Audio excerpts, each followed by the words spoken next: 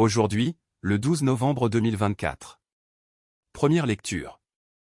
Vivons avec justice et piété, attendant que se réalise la bienheureuse espérance, la manifestation de la gloire de notre grand Dieu et Sauveur, Jésus-Christ.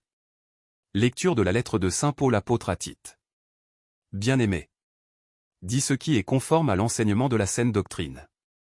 Que les hommes âgés soient sobres, dignes de respect, pondérés, et solides dans la foi, la charité et la persévérance.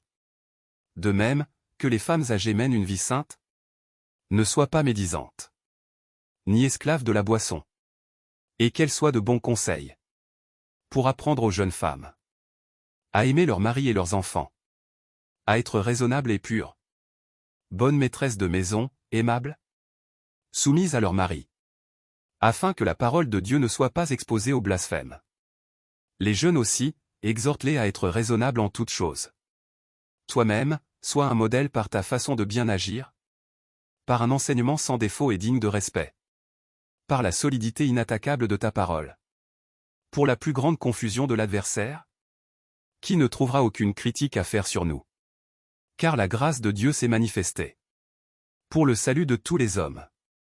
Elle nous apprend à renoncer à l'impiété et aux convoitises de ce monde, et à vivre dans le temps présent de manière raisonnable, avec justice et piété, attendant que se réalise la bienheureuse espérance, la manifestation de la gloire de notre grand Dieu et Sauveur, Jésus-Christ. Car il s'est donné pour nous, afin de nous racheter de toutes nos fautes, et de nous purifier, pour faire de nous son peuple, un peuple ardent à faire le bien. Parole du Seigneur. Nous rendons grâce à Dieu. Psaume. Le salut des justes vient du Seigneur. Fais confiance au Seigneur, agis bien. Habite la terre et reste fidèle. Mets ta joie dans le Seigneur. Il comblera les désirs de ton cœur. Il connaît les jours de l'homme intègre, qui recevra un héritage impérissable. Quand le Seigneur conduit les pas de l'homme, ils sont fermes et sa marche lui plaît. Évite le mal, fais ce qui est bien, et tu auras une habitation pour toujours. Les justes posséderont la terre, et toujours l'habiteront. Évangile. Nous sommes de simples serviteurs, nous n'avons fait que notre devoir. Alléluia. Alléluia. Si quelqu'un m'aime, il gardera ma parole, dit le Seigneur. Mon Père l'aimera, et nous viendrons vers lui. Alléluia. Évangile de Jésus-Christ selon saint Luc.